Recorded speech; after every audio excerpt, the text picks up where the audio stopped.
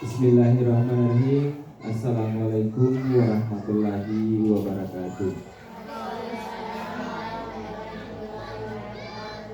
Alhamdulillah, puji syukur kita panjatkan kehadiran Allah Subhanahu wa taala karena nikmat kesehatan, kesempatan sehingga kita bisa berada di tempat ini guna melaksanakan suatu kegiatan saya sebagai calon guru penggerak angkatan 11 Kabupaten Sopeng.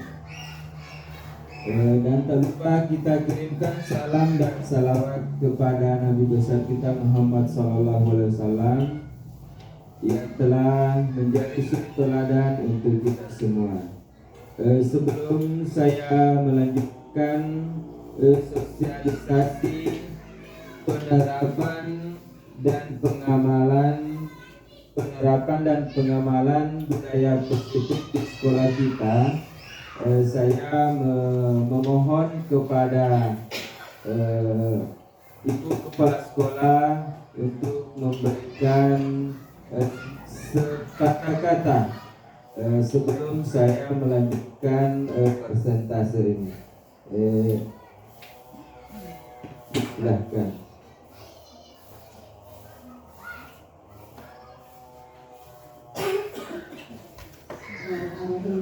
Assalamualaikum warahmatullahi wabarakatuh. Yang kami hormati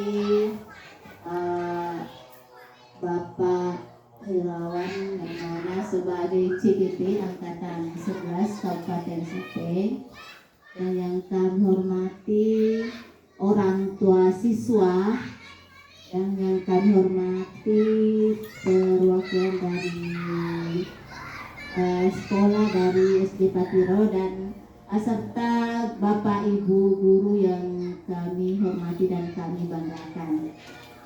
Alhamdulillah, puji dan syukur kehadirat Allah Subhanahu wa taala yang telah memberikan kesehatan dan kesempatan kepada kita semua untuk menghadiri kegiatan ini terkait tugas CGP kami, yaitu presentase sosialisasi budaya positif.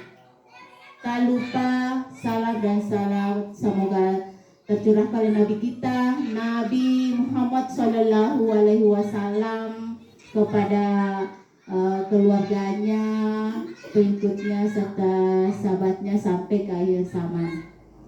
Bapak Ibu yang kami hormati dan kami banggakan, terkait tugas dari CGP kami, mudah-mudahan apa yang disampaikan nanti terkait dengan tugasnya, yaitu menyebarkan pemahaman dan pengalaman penerapan budaya positif, dapat bermanfaat bagi kita semua, dan mudah-mudahan kita dapat mendapatkan nilai positifnya.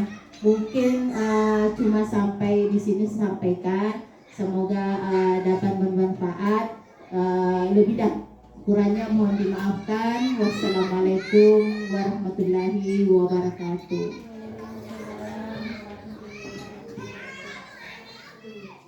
Baik, terima kasih. Sebelum kita lanjut, ada sedikit briefing. Ya, briefingnya sangat sederhana. Tentukan saja ya. Sebelum kita lanjut, saya mohon Bapak Ibu berdiri.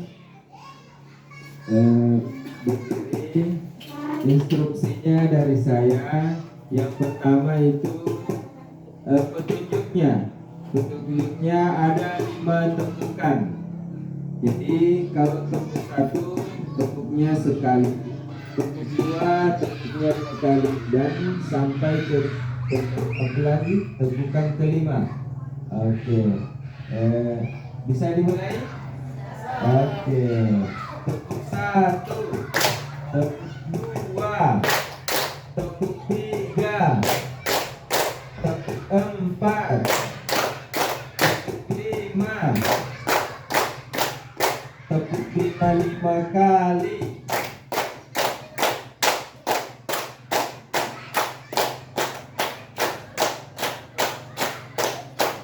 Oke, terima kasih. Silahkan. Kamu berarti ada hidangan seperti itu. Baik, terima kasih Bapak Ibu.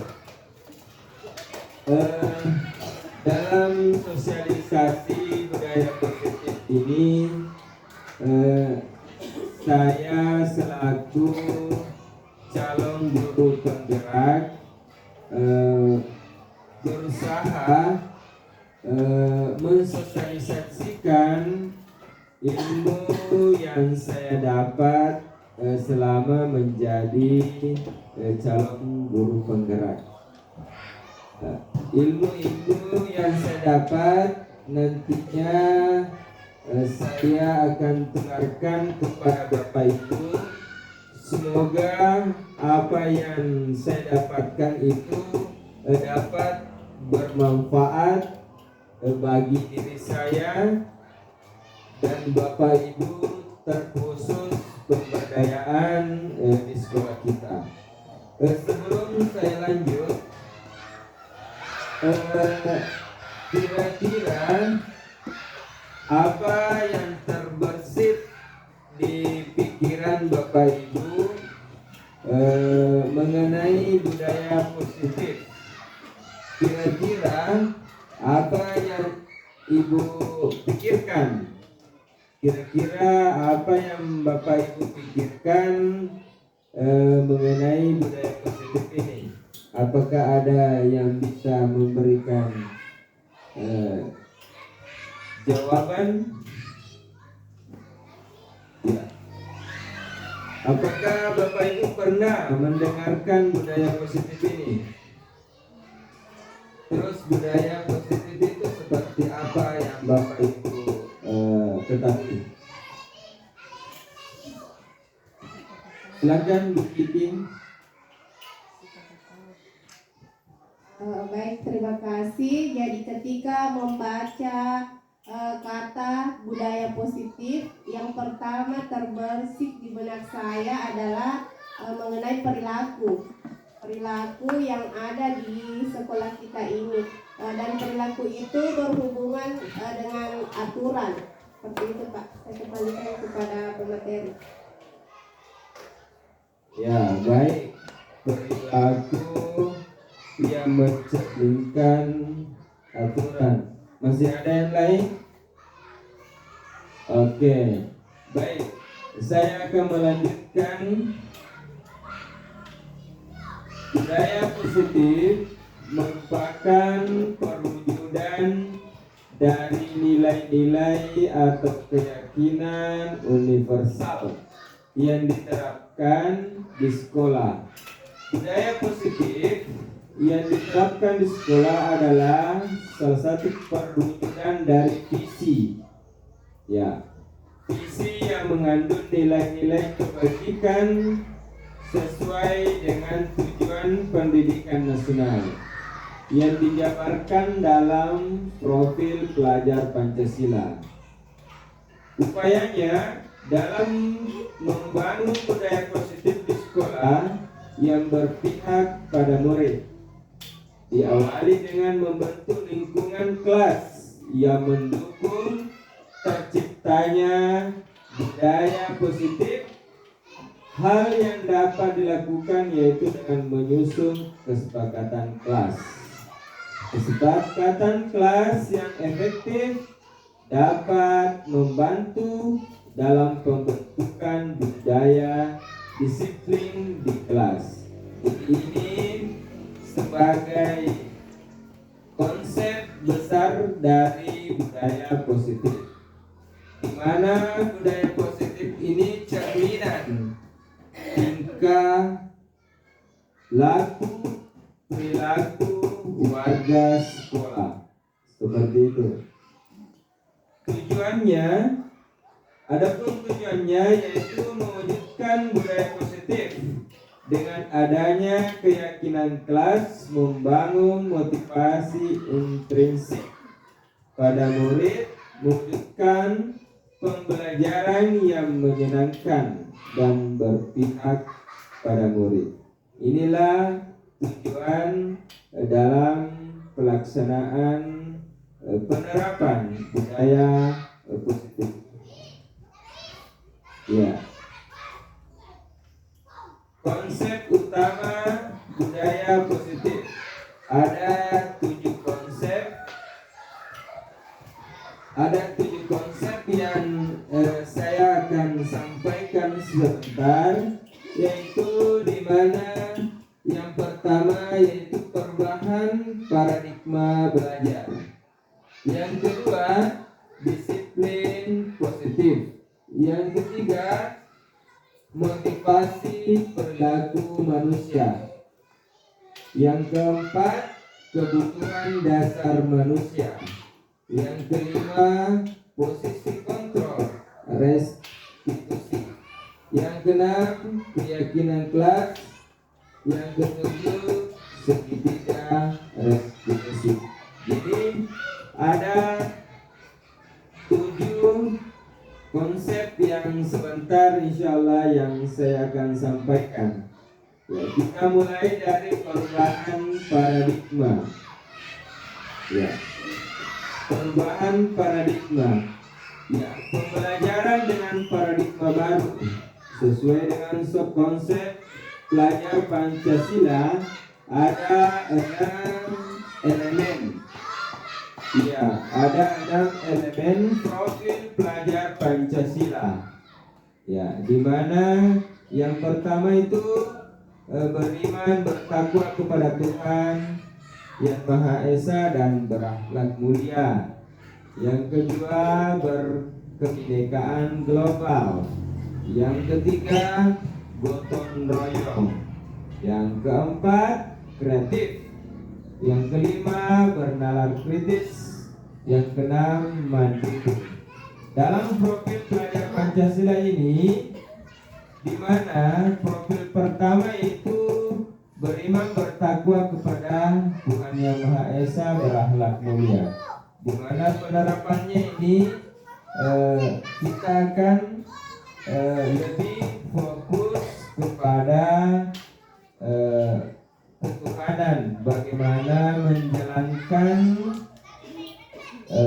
keyakinan masing-masing, bagaimana kita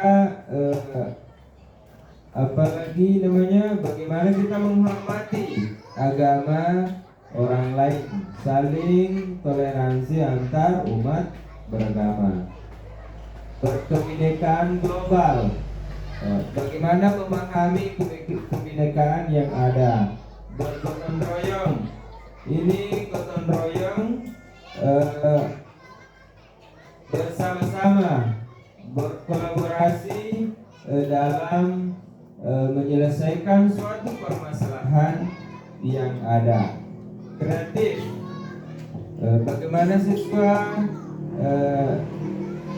dimaksimalkan untuk kreatif dalam pembelajaran di sekolah. Bernalar kritis, ini bernalar kritis kita sering melihat bahwa siswa itu sudah pandai membaca, tapi pemahaman tentang makna bacaannya itu masih kurang. Ya, sering kita lakukan itu budaya positif, membaca sebelum masuk kelas. Ya, 5 menit, 15 menit sebelum masuk kelas membaca. Pemaknaannya ini bernalar kritis itu kita akan lebih kembangkan, karena seperti yang saya katakan tadi, siswa pandai membaca, tapi apa yang dibaca itu sering sekali tidak bermakna. Contohnya, buang sampah sembarangan, ataukah buang sampah di tempatnya. Dia bisa membacanya itu, tapi masih membuang sampah di tempat lain. Itu, jadi itu pemahaman yang bermakna. Itu bernalar kritis. Mandiri, kalau mandiri siswa mampu mandiri dalam artian siswa mampu menyelesaikan permasalahan sendiri. Ya, seperti itu. Baik dalam pembelajaran ataupun dalam penerapan di aktivitas kesehariannya. Ya, pembelajaran paradigma baru dirancang berdasarkan prinsip pembelajaran yang terdiferensiasi, sehingga setiap siswa belajar sesuai dengan kebutuhan dari tahap perkembangannya untuk mewujudkan profil pelajar Pancasila. Ada kata terdiferensiasi, artinya pembelajaran yang melihat sesuai dengan kebutuhan peserta didik. Ya, kebutuhan peserta didik itu berbeda-beda, seperti itu. Perubahan paradigma, stimulus respon, teori kontrol, dan teori pilihan. Siapa yang sesungguhnya memiliki kontrol? Ya, ada dua konsep, yaitu stimulus respon. Kita mencoba mengubah orang agar berpandangan sama dengan kita. Teori kontrolnya, kita berusaha memahami pandangan orang tentang dunia. Ya. Yang kedua, perilaku buruk dilihat sebagai suatu kesalahan. Ya, semua perilaku itu memiliki tujuan. Stimulus respon yang ketiga, orang lain bisa mengontrol saya. Teori kontrolnya, hanya Anda yang bisa mengontrol diri Anda. Ya, seperti itu. Saya bisa mengontrol orang lain, Anda tidak bisa mengontrol orang lain. Pemaksaan ada pada saat rujukan dan gagal. Kolaborasi, konsensus menciptakan pilihan-pilihan yang baru. Model berpikir menang kalah. Ya. Teori kontrolnya berpikir menang-menang. Ya, seperti itu. Kita masuk ke disiplin positif. Ya, seperti yang pertama tadi, konsep utama modul budaya positif. Yang kedua yaitu disiplin positif. Ya. Yang mana disiplin positif? Di dalam budaya kita, makna disiplin dimaknai menjadi suatu yang dilakukan seseorang pada orang lain untuk mendapatkan kepatuhan. Kita cenderung menghubungkan kata disiplin dengan ketidaknyamanan. Ya, kata disiplin sesuai dengan definisi disiplin, kondisi yang tercipta melalui serangkaian perilaku yang mencerminkan namanya ketaatan, kepatuhan terhadap aturan yang ada. Itu definisi disiplin. Sebagai pendidik, tujuan kita adalah menuntun anak supaya memiliki kedisiplinan diri, sehingga mereka bisa berperilaku dengan mengacu pada nilai-nilai kebajikan universal dan memiliki motivasi intrinsik dan bukan ekstrinsik. Ya, intrinsik ini dan ekstrinsik, apakah ada yang mengetahui intrinsik dan ekstrinsik? Ini istilah, apakah Bapak Ibu ada yang mengetahui mengenai intrinsik dan ekstrinsik? Ya, dalam disiplin positif. Ya, dalam pemahaman saya, intrinsik itu nilai dirinya dari pengetahuannya, ekstrinsik itu dari luar, yang seperti itu.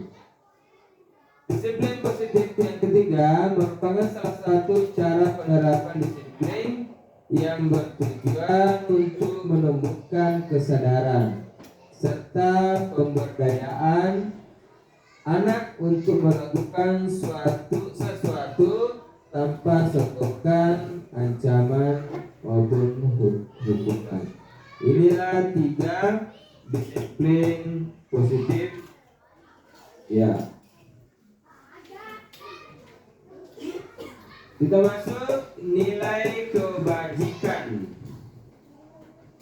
Sering kita dengar nilai-nilai kebajikan apa yang ada di sekolah kita. Ya. Biasanya nilai-nilai kebajikan itu yaitu budaya-budaya tabe, budaya-budaya sopan santun, menghormati. Ya, itulah nilai-nilai kebajikan. Budaya-budaya yang sudah disepakati secara bersama, yang diterapkan di lingkungan. Nilai-nilai kebajikan adalah sifat positif manusia yang merupakan tujuan mulia yang ingin dicapai setiap individu. Nilai tersebut bersifat universal dan lintas bahasa, suku, bangsa, agama maupun latar belakang. Ya, menurut Dr. William Glasser pada teori kontrol, itu setiap perilaku perbuatan memiliki suatu tujuan. Dengan mengaitkan nilai-nilai kebajikan yang diyakini seseorang, maka motivasi intrinsiknya akan terbangun. Ya, dengan menggali nilai-nilai kebajikan, maka motivasi intrinsik akan terbangun, sehingga menggerakkan motivasi dari dalam. Nah, seperti yang saya sampaikan tadi, untuk mencapai tujuan yang diinginkan. Yang ketiga, nilai kebajikan yang ingin dicapai oleh setiap anak Indonesia kita kenal dengan profil pelajar Pancasila dengan 6 elemen yang saya sampaikan tadi. Ya, ada beriman, bertakwa kepada Tuhan Yang Maha Esa, berakhlak mulia, mandiri, bernalar kritis, berkebinekaan global, bergotong royong, dan kreatif. Kita masuk ke motivasi perilaku manusia. Ya, setiap manusia berbeda-beda. Motivasi merupakan dorongan yang timbul pada diri seseorang secara sadar atau tidak sadar untuk melakukan suatu tindakan dengan tujuan tertentu. Ya, menghargai ketidaknyamanan dan hukuman. Murid melakukan disiplin diri karena ia takut dihukum. Ini merupakan motivasi intrinsik. Ya. Motivasi ekstrinsik. Ya. Jadi motivasinya dari luar karena adanya suatu tekanan yang didapatkan sehingga dalam penerapannya dia tertekan dan mendapatkan motivasi dari luar. Ya, dalam artian dia melakukan karena bukan dia melakukan itu karena ada tekanan, karena peraturan dari luar. mendapatkan imbalan penghargaan dari orang lain. Murid melakukan disiplin diri karena ia ingin mendapatkan imbalan. Ini merupakan motivasi estrinsik juga sama, ya. Karena adanya motivasi maka merupakan imbalan. Untuk mendapatkan imbalan ada tekanan dari luar. Murid melakukan disiplin diri karena sadar akan nilai kebajikan dirinya. Nah, ini untuk menghargai nilai-nilai kebajikan diri sendiri. Ini merupakan motivasi intrinsik, ya. Karena dia menghargai kemampuan dan karakter yang dia miliki, maka murid bisa melakukan disiplin diri karena adanya kesadaran dan merupakan motivasi dari estrinsik. Bagaimana Ibu Guru, Bapak Ibu Guru masih semangat? Ya, kalau sudah tidak semangat, saya kasih lagi ice breaking. Oke, masih semangat, lanjut ya. Ya, ada 5 kebutuhan dasar manusia. Yang pertama, bertahan hidup. Yang kedua, kasih sayang dan rasa diterima. Yang ketiga, penguasaan. Yang keempat, kebebasan. Yang kelima adalah kesenangan. Oke, ini kebutuhan dasar manusia. Ya, kita mulai dari bertahan hidup. Manusia kira-kira butuh apa, Bapak Ibu? Manusia kira-kira butuh apa? Ya, manusia itu membutuhkan makanan, ya, untuk bertahan hidup. Ya, jadi setiap manusia akan nalurinya bertahan hidup, membutuhkan makan dan minum, seperti itu. Terus yang kedua, kasih sayang, rasa ingin diterima. Ya, setiap manusia memiliki rasa kasih sayang. Contohnya kasih sayang ibu ke anaknya, rasa sayang teman ke temannya, ya, rasa sayang ayah ke ibunya, seperti itu. Rasa diterima, seperti apa sih rasa diterima itu? Ya, rasa diterima itu dia bisa berada di lingkungan yang berbeda dan mendapatkan penghormatan yang baik. Misalnya dia berada di suatu forum, dia dihargai, ya, bukan dikucilkan. Itu sebagai insting, sebagai manusia. Itu kebutuhan kita semua. Kita berada di tempat yang berbeda dan kita mendapatkan perlakuan yang baik, ya, itu merupakan suatu kebanggaan kita. Kita dihargai di tempat yang berbeda, di tempat yang sama. Itu penguasaan. Kira-kira penguasaan itu seperti apa?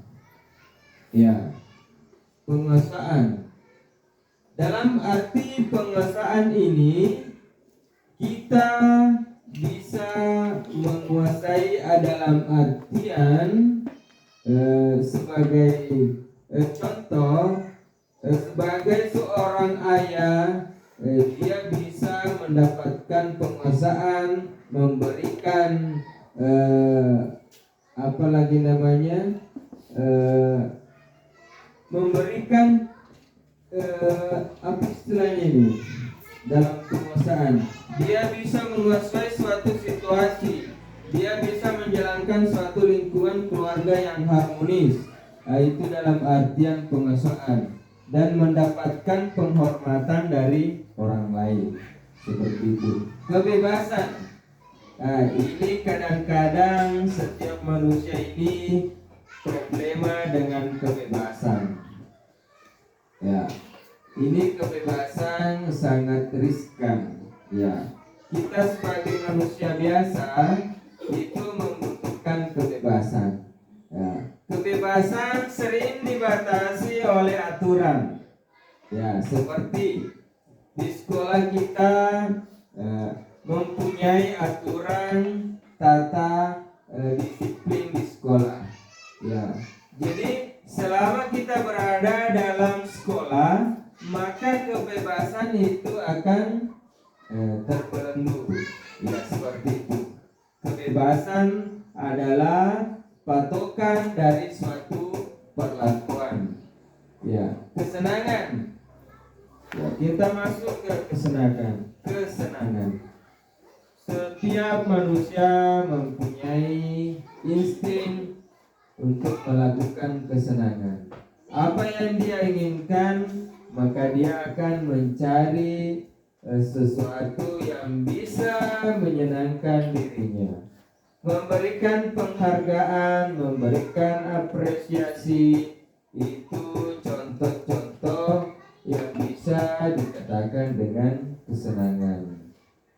Setiap manusia membutuhkan kesenangan. Misalnya refreshing. Setelah mengajar Bapak Ibu, refreshing untuk merilekskan tubuh setelah melakukan pembelajaran selama 1 hari. Ya, seperti itu. Terus posisi kontrol restitusi. Ya, ada 5 posisi kontrol Bapak Ibu yang perlu kita pahami sebagai seorang pendidik.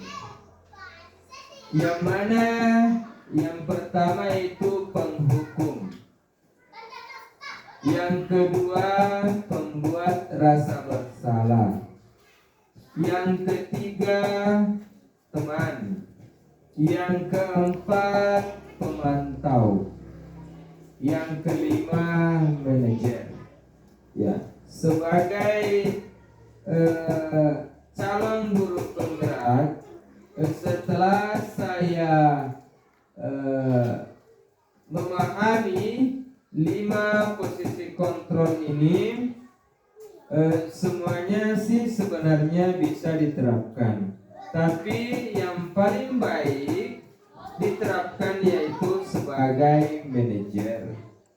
Ya, itu posisi kontrol restitusi yang paling baik digunakan dalam sebagai posisi kontrol, yaitu sebagai manajer. Seperti apa itu manajer? Nanti saya elaborasi nanti saya akan tampilkan beberapa atau slide video ya supaya bisa lebih memahami mengenai 5 posisi kontrol ini. Saya jelaskan dulu motivasinya 5 posisi kontrol ini. Motivasi ada identitas gagal, ada identitas berhasil, sukses, ada identitas berhasil, sukses atau kontrol itu. Ya. Dimana yang pertama menghindari hukuman. Dimana penghukum itu menghardik, menunjuk atau menyakiti atau menyindir. Ya, itu. Guru berbuat menghardik, menunjuk, menyakiti dan menyindir. kadang kita sebagai guru dulu waktu saya sekolah itu ibu guru saya kalau saya tidak kerja PR biasa dicubit. Ya, ini sebagai penghukum. Kenapa tidak kerja PR? Biasanya kita dicubit. Sekarang sudah tidak bisa lagi dicubit anak-anak. Ya. Terus yang kedua, membuat rasa bersalah. Nah ini, di mana guru berkata, berceramah dan mengatakan seharusnya ibu kecewa. Itu kata yang dilakukan atau kata yang disampaikan sebagai posisi kontrol pembuat rasa bersalah, menyampaikan sesuatu dengan nada yang tinggi dan dapat menurunkan motivasi siswa. Kalau posisi kontrol sebagai teman, membuat alasan-alasan untuk muridnya. Ya, bagaimana guru itu memposisikan sebagai teman. Contohnya terlambat datang, kita sampaikan kepada anak-anak itu kira-kira kamu kenapa bisa terlambat seperti itu. Apa yang Bapak ingin? Apakah ada saran dari anak-anakku untuk tidak terlambat lagi?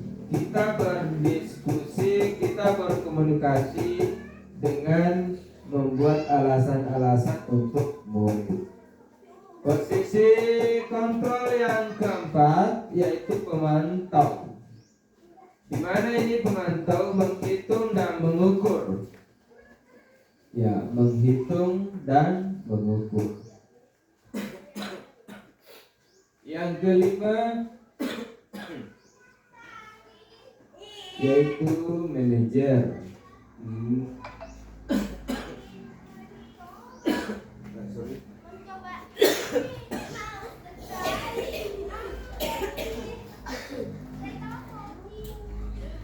Yang kelima ini manajer mengajukan pertanyaan-pertanyaan kepada siswa. Oke, ada beberapa contoh kata-kata penghukum, pembuat rasa bersalah, posisi kontrol sebagai teman, posisi kontrol sebagai pemantau, dan posisi kontrol sebagai manajer. Saya elaborasi sedikit pada kata manajer. Apa yang kita yakini, apa yang bisa kita kerjakan untuk memperbaiki masalah ini, menguatkan pribadi seseorang supaya dalam dia memahami masalahnya itu dia bisa mencari solusi sendiri. Yang kita hanya memfasilitasi, kita hanya memberikan motivasi supaya dia bisa lebih bisa mandiri dan menyelesaikan permasalahan sendiri. Bagaimana caranya saya bisa memperbaiki keadaan? Itu seperti tadi, mengevaluasi dirinya, bagaimana cara bisa memperbaiki dirinya.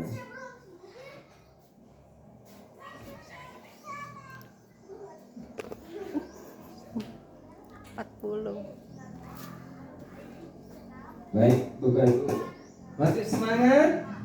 Ya, silakan dicicipi dulu makanannya supaya tidak ngantuk. Ya, seperti itu, Bapak Ibu. Saya lanjut ya.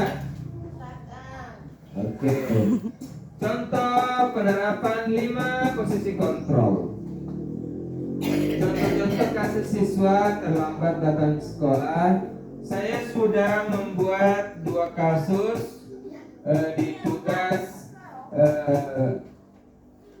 1.3, yaitu kasus terlambat datang dan kasus penyuntik. Inilah beberapa kasus sebagai penghukum, pembuat rasa bersalah, teman pemantau dan men-share. Baik, untuk lebih jelasnya saya akan tampilkan video yang sekiranya bisa menjadi apalagi penguatan dari pemahaman 5 posisi kontrol.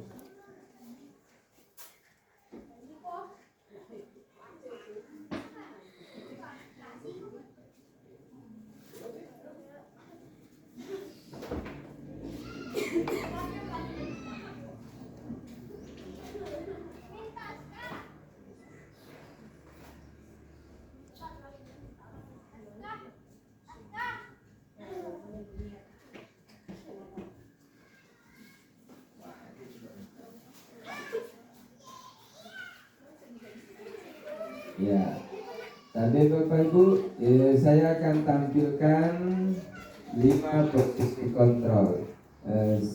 Selamat menyimak.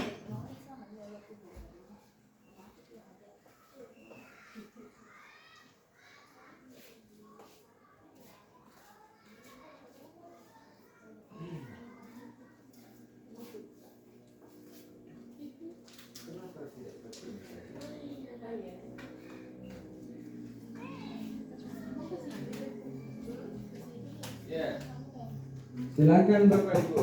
Ya.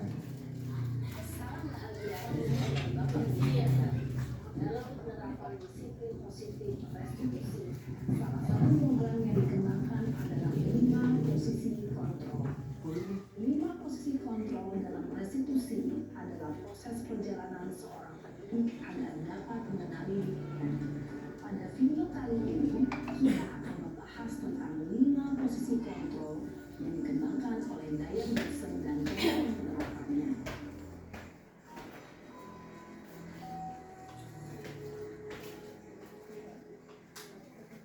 5 posisi kontrol itu adalah 1. Posisi penghukum. 2. Posisi pembuat merasa bersalah. 3. Posisi teman. 4. Posisi pemantau atau monitor. Dan 5. Posisi manajer. Untuk lebih memahami kelima posisi tersebut, mari kita saksikan kasus Naren yang terlambat hadir 20 menit di sekolah. Melihat bagaimana kelima posisi kontrol dalam menghadapi masalah tersebut.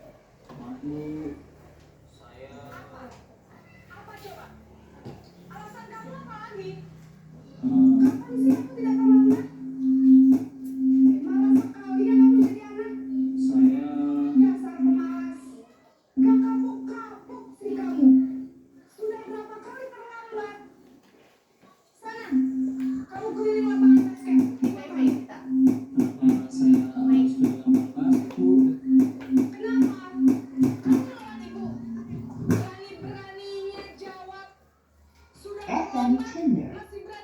Bluetooth mode. Sekarang keliling lapangan basket 5 kali sekalian. Biar kapok. Cepat. Pergi sana ke lapangan basket.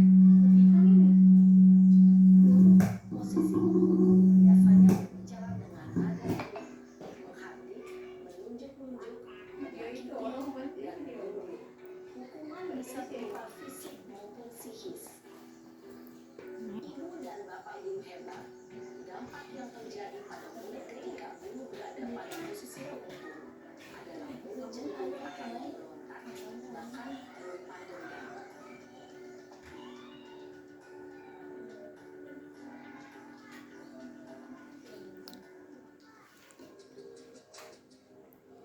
The Bluetooth device is connected successfully. Naren,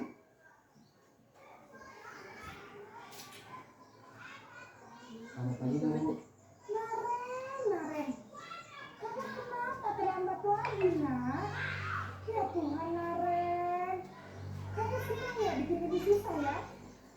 Kalau kamu terlambat lagi, nanti ibu yang ditegur bapak kepala sekolahnya. Disangka ibu tidak bisa.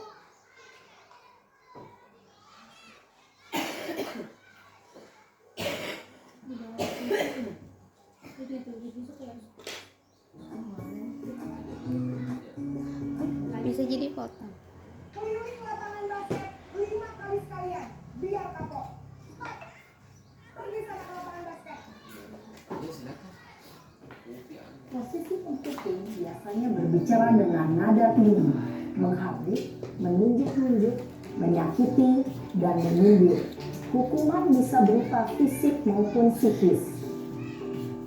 Ibu dan bapak guru hebat. Dampak yang terjadi pada murid ketika guru berada pada posisi penghukum adalah murid cenderung akan memberontak, bahkan menyimpan dendam.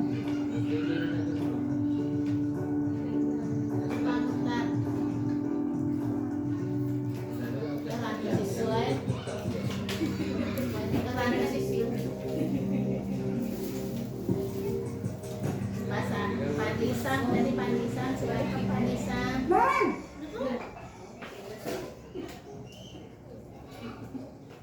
Selamat pagi Bu. Naren, kamu kenapa terlambat lagi, nak? Ya Tuhan, Naren, kamu senang ya bikin ibu susah ya? Kalau kamu terlambat lagi, nanti ibu yang ditegur bapak kepala sekolah, nak. Disangka ibu tidak bisa membina kamu. Duh, gimana ini? Maaf Bu. Duh, Gusti Naren, kamu suka ya kalau ibu ditegur bapak kepala sekolah? Terus, sekarang ibu harus tulis apa ini di buku absen? Ini kamu sudah sering terlambat loh. Ibu harus apa coba? Maaf Bu. Maaf sekali. Ya sudah, lain kali jangan bikin ibu susah lagi ya nak ya. Ibu tidak akan kuat lagi kalau kamu begini terus. Bisa jantungan kalau ibu ditegur bapak kepala sekolah. Sana cepat kelas. Maaf ya Bu. Maaf sekali. Posisi pembuat rasa bersalah berbicara dengan nada tenang, cenderung lembut. Namun kata-kata yang diutarakan membuat murid merasa menjadi orang yang gagal, memandang buruk dirinya sendiri, merasa tidak berharga, dan tidak sanggup membahagiakan orang lain. Ketika guru mengambil posisi pembuat rasa bersalah, murid akan menganggap dirinya yang bersalah dan ia akan menyimpan emosi negatif tersebut di dalam dirinya.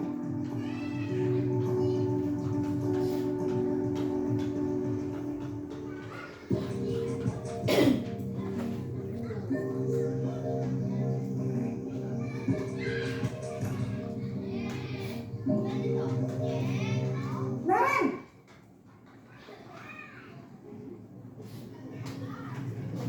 Selamat pagi Bu. wah, sudah jam berapa ini nak? Terlambat lagi ya sayang. Iya Bu. Habis ibu saya lupa bangunkan saya Bu. Kamu malah menyalahkan ibu kamu. Kamu bukannya anak yang larinya paling kencang. Kok terlambat sih? Iya Bu. Saya memang terlambat bangun tadi. Jadi biarpun saya lari kencang, tetap gak kekejar Bu. Ya sudah sana. Nanti lain kali larinya lebih kencang lagi ya. Biar gak terlambat lagi. Bikin seneng ibu. Demi ibu. Bisa kan? Bisa lah Bu. Ya sudah sana masuk kelas. Ibu beresin urusan absen kamu. Kamu ini ada-ada saja. Dalam posisi teman, guru berbicara dengan nada suara ramah, akrab, cenderung bersenda gurau untuk menjaga suasana tetap santai. Murid akan merasa senang aman dan akrab dengan guru. Identitas yang tercipta adalah identitas sukses atau berhasil.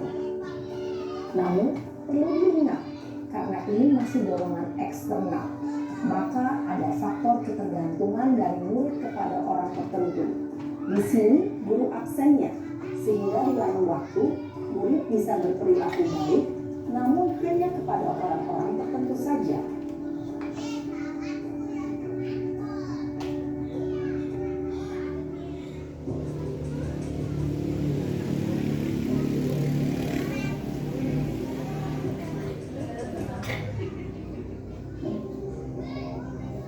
Naren,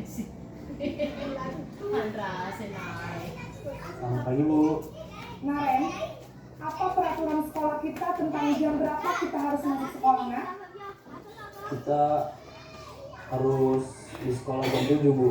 Iya betul, sekarang sudah jam 7.20. Naren sudah tahu konsekuensinya jika terlambat hadir. Paham Bu, saya harus tinggal kelas pas jam istirahat selama 20 menit. Iya benar, konsekuensinya demikian. Jadi nanti jam 9.30 pas istirahat, kamu harus tinggal di kelas, kerjakan tugas tambahan untuk ketertinggalan kamu, ya. Baik Bu. Posisi pemantau mengandalkan penghitungan atau data untuk mengontrol murid. Guru mengarahkan murid berdasarkan peraturan dan konsekuensi. Seorang pemantau menunjukkan bahasa tubuh dan ekspresi wajah yang datar dan cenderung formal.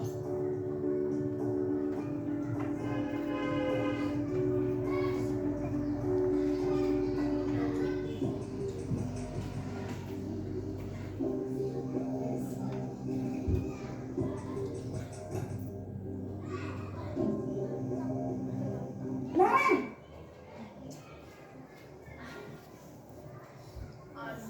Selamat pagi Bu. Selamat pagi, Naren. Maaf Bu, saya terlambat. Iya, sekolah masuknya jam 7, sekarang sudah jam 7.20. Jadi sekarang bagaimana ini, Naren? Maaf Bu, saya lupa setel alarm saya semalam. Baiklah, menurut kamu, keyakinan sekolah yang mana yang perlu kamu tingkatkan? Menghargai diri sendiri dan orang lain mungkin ya Bu.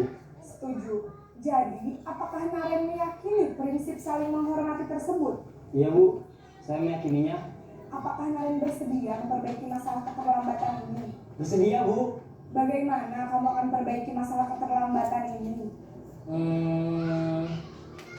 Saya akan coba untuk tidak lupa menyetel alarm saya Bu.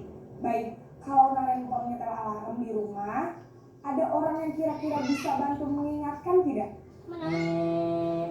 Ada Bu, kakak saya, Kak Emma. Ada lagi selain Kak Emma? Selain Kak Emma, ada ibu saya. Baik, jadi yang mengingatkan Naren adalah Kak Emma dan ibu kamu ya? Kira-kira akan mulai setel alarm kapan nih, Naren? Setelah pulang sekolah, akan segera saya lakukan. Baik, jadi Naren akan setel alarm untuk bangun besok pagi dan akan diingatkan oleh kakak dan ibunda Naren ya. Ada lagi yang mungkin perlu dilakukan, Naren, agar tidak terlambat bangun lagi? Tidak ada Bu. Baik, Naren, terima kasih untuk kerjasama kamu. Sekarang kamu perlu kembali ke kelas untuk belajar. Baik Bu, terima kasih. Posisi manajer adalah posisi kontrol yang disarankan untuk membimbing murid memiliki sikap disiplin yang positif, yaitu murid yang mandiri, bertanggung jawab, dan dapat memecahkan masalah. Tujuan dari posisi ini adalah agar murid dapat berefleksi atas tindakannya. Guru akan dengan tulus memberikan pertanyaan-pertanyaan bermakna, sehingga membuat murid dapat belajar dari kesalahannya dan mencari sebuah solusi untuk menyelesaikannya. Ibu dan bapak guru hebat, setelah mengamati adegan kelima posisi kontrol tadi, kira-kira posisi mana yang paling ideal? Posisi mana yang dapat menunjang motivasi intrinsik murid? Ya, tentu posisi manajer. Posisi ini memang posisi ideal yang ingin dituju setiap pendidik. Pada posisi inilah, guru dapat menerapkan disiplin positif yang berpihak pada murid, yang memerdekakan murid. Perjalanan seorang pendidik tentunya tidak mudah untuk sampai pada posisi seorang manajer. Namun, tujuan kita pasti, yaitu menciptakan murid-murid yang mandiri, merdeka, dan bertanggung jawab. Semoga penggambaran 5 posisi kontrol yang telah diperlihatkan ini dapat menjadi ajang refleksi bagi kita semua, agar dapat terus mengasah dan menerapkan disiplin positif yang memerdekakan murid. Mari terus berlatih dan bersemangat. Selamat menerapkan. Salam dan bahagia, Ibu dan Bapak Guru hebat.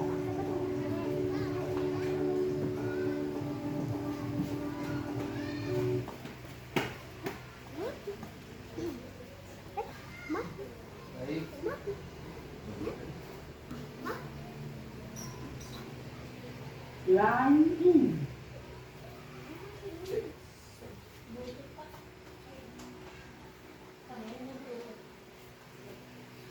FM tenure. Bluetooth mode. The Bluetooth device is connected to the line in.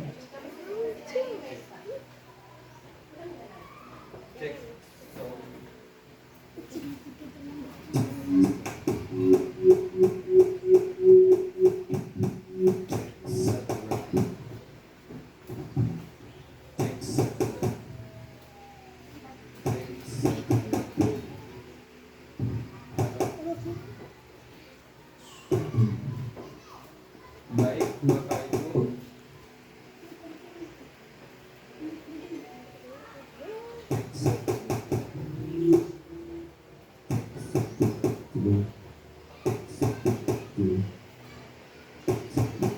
Baik, Bapak Ibu, itulah tadi video penayangan menayangkan 5 posisi kontrol.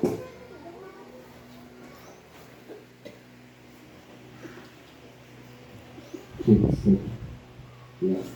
Jadi posisi kontrol yang ideal yang bisa kita terapkan di sekolah kita yaitu posisi sebagai manajer.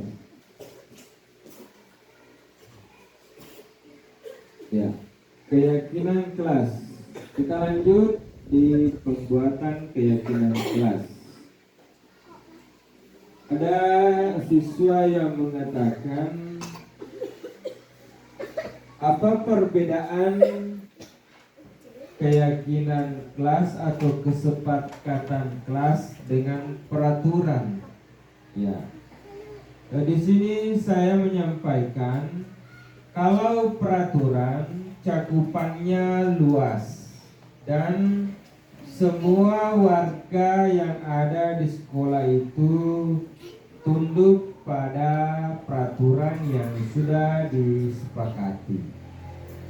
Kalau keyakinan kelas atau kesepakatan kelas, ya, yaitu kesepakatan yang dilakukan melalui diskusi bersama, merancang bersama, menerapkan bersama, dan mematuhi bersama. Cakupannya biasa di dalam kelas. Ya, tentunya dalam membuat keyakinan kelas kita membutuhkan kalimat yang positif. Ya, seperti itu. Seperti apa kalimat positif? Contohnya, tidak terlambat datang sekolah. Ada yang menuliskan tidak terlambat datang sekolah. Kata positifnya kita bisa masukkan di keyakinan kelas itu, misalnya disiplin. Ya, seperti itu. Mengapa keyakinan kelas? Mengapa tidak peraturan kelas? Seperti itu. Mengapa kita memiliki peraturan tentang penggunaan helm pada saat mengendarai kendaraan roda 2? Itu peraturan. Mengapa kita memiliki peraturan tentang penggunaan masker dan mencuci tangan setiap saat? Ya, itu peraturan. Jadi ada perbedaan peraturan dan keyakinan kelas. Adapun perbedaannya, yang pertama itu misalnya selalu kembalikan buku ke tempatnya. Jadi kesepakatan kelas yang bisa menunjukkan kalimat positif yaitu tanggung jawab. Apabila kita sudah mengambil barang, dan sebaiknya kita kembalikan di tempat yang sama. Dilarang mengganggu orang lain. Nah, keyakinan kelasnya atau kata positifnya itu kita bisa mengambil kata menghormati orang lain. Hadir di sekolah 15 menit sebelum pembelajaran dimulai. Ya sama, kita menghargai orang lain dan berkomitmen. Dilarang melakukan kekerasan. Nah, keselamatan, menghormati orang lain atau keamanan kelas. Dilarang menggunakan narkoba. Nah, kata positifnya dalam keyakinan kelas yaitu kesehatan. Bergantian atau menunggu giliran, antri. Menghormati orang lain, melatih diri untuk bersabar. Gunakan masker, kata keyakinan kelasnya itu kesehatan dan keselamatan. Jangan berlari di kelas atau koridor. Itu keyakinan kelasnya kita bisa ambil keselamatan dan keamanan. Langkah-langkah utama dalam menetapkan keyakinan kelas seperti yang saya sampaikan tadi, mendiskusikan, memunculkan peraturan-peraturan yang perlu ditaati warga kelas. Dalam artian ini peraturan keyakinan-keyakinan apa yang bisa kita sepakati secara bersama dan bisa kita jalankan secara berkesinambungan. Mengubah peraturan menjadi kalimat yang positif seperti tadi yang saya sampaikan di depan, menggunakan kalimat yang positif menjadi nilai-nilai kebajikan atau keyakinan kelas. Baik, seperti yang video yang tadi sudah saya sampaikan, ada segitiga restitusi. Bagaimana tadi pemaparan video yang saya sampaikan itu, ada yang namanya segitiga restitusi. Adalah proses menciptakan kondisi baik peserta didik untuk memperbaiki kesalahan mereka. Bisa kembali pada kelompok mereka dengan karakter lebih kuat. Ya, ada 3 pilar segitiga restitusi. Yang pertama itu validasi tindakan yang salah, menanyakan keyakinan kelas, dan yang ketiga menstabilkan identitas. Ya, inilah ketiga yang diharapkan dilakukan oleh seorang guru apabila mendapatkan suatu permasalahan atau masalah yang timbul di sekolah. Ya, validasi tindakan seperti apa penerapannya, menanyakan keyakinan kelas yang sudah disepakati, dan menstabilkan identitas untuk menguatkan motivasi siswa supaya bisa lebih baik daripada hari ini, misalnya seperti itu. Untuk membuat anak merasa bersalah, gagal berbuat salah menjadi positif terhadap dirinya, menstabilkan identitas. Inilah penjelasan menstabilkan identitas. Guru berkata berbuat salah itu hal yang manusiawi. Ya, ini kata-kata yang bisa kita sampaikan kepada siswa apabila kita melakukan segitiga restitusi. tidak ada manusia yang sempurna. Bapak Ibu juga buat salah atau pernah berbuat salah. Kita pasti bisa menyelesaikan permasalahan ini. Bapak Ibu tidak tertarik untuk mencari tahu siapa yang salah dan siapa yang benar. Bapak Ibu lebih tertarik untuk menyelesaikan permasalahan yang ada. Kalau kamu menyalahgunakan dirimu sendiri terus-menerus, apakah kamu bersikap baik pada dirimu sendiri? Itulah konsep menstabilkan identitas. Terus yang kedua, validasi kebutuhan.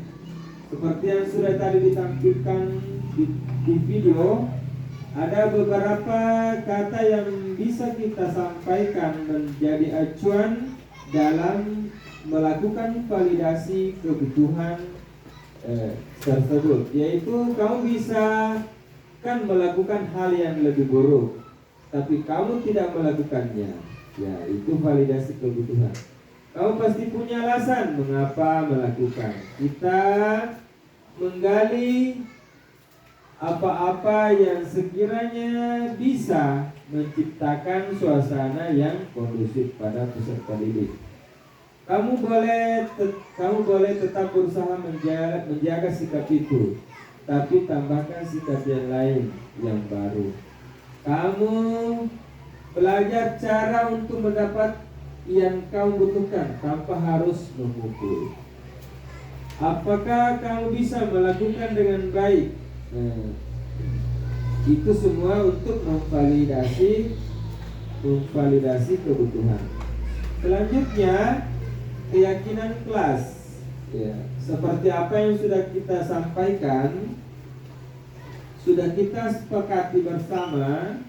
Ya, guru berkata, apa nilai yang kita percaya di kelas?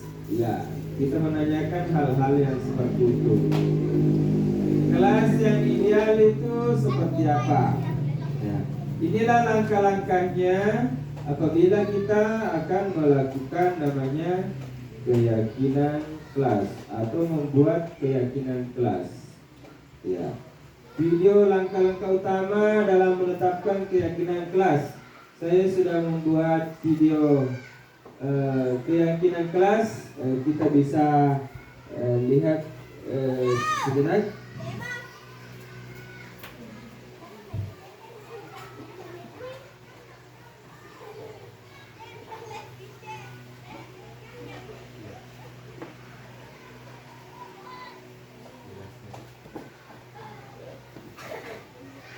Ya, ini saya sudah buat praktekkan karena saya sebagai guru PJOK. Jadi dari kelas 1 sampai kelas 6 itu saya membuat keyakinan kelas. Nah, ini contoh keyakinan kelas di kelas 6. Saya merumuskan, mendiskusikan secara bersama dengan siswa. Setelahnya itu menyampaikan kalimat positif itu seperti apa dan kondisi kelas apa yang diinginkan oleh siswa. Terus yang terakhir itu menandatangani kesepakatan kelas yang sudah disepakati bersama. Ya.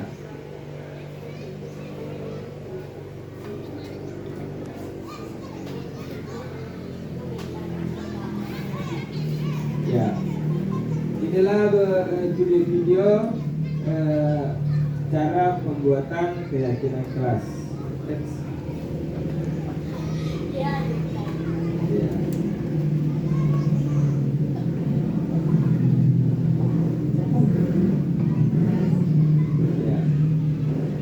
Baik, Bapak Ibu, itulah tadi sosialisasi, pemahaman, penerapan budaya positif yang saya sampaikan. Mudah-mudahan apa yang saya sampaikan ini bisa bermakna kepada saya dan bisa bermakna kepada Bapak Ibu.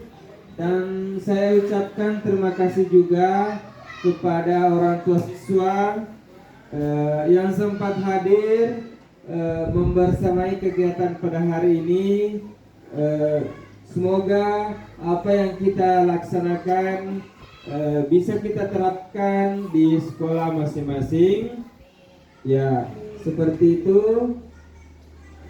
Dan saya akhiri dengan ucapan alhamdulillah, wabillahi taufiq wal hidayah. Wassalamualaikum warahmatullahi wabarakatuh.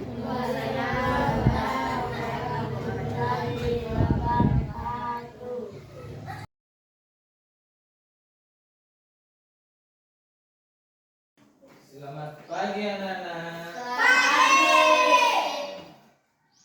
Masih semangat?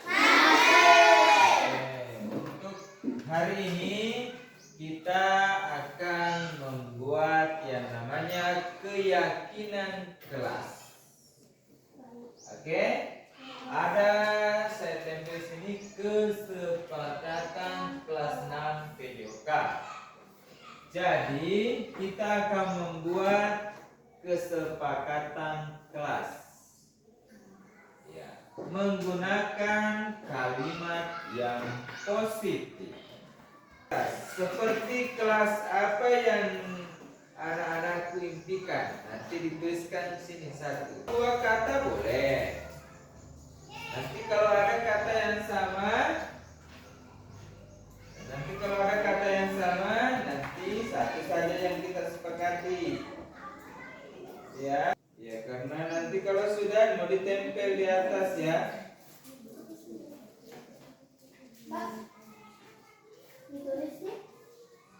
Ya, silahkan ditulis. Satu atau dua kata menurut anak-anakku yang mau disepakati di kelas. Tulisannya yang jelas ya. Kalau sudah, siapa yang sudah? Oke, kalau sudah bisa ditempel. Sini, silakan tempel. Ya, silakan. Nanti dulu. Ya, bisa bersusun sini.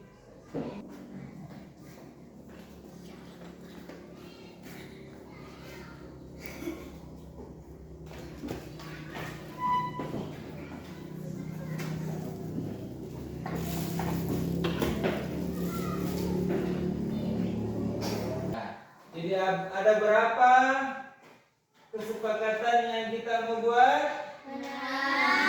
Ada 6 kesepakatan. Jadi itulah keyakinan kelas yang kita buat. Ada 6 keyakinan kelas yang kita buat. Apakah sepakat ini? Sepakat. Oke, baik, alhamdulillah.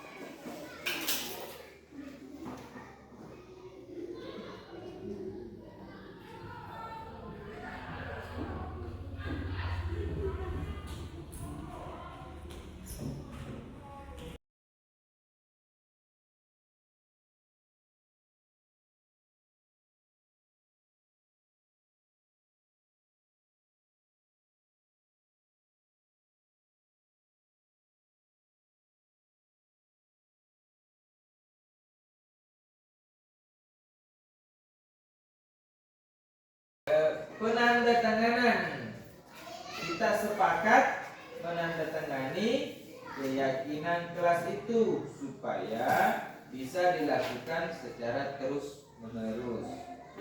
Oke, silakan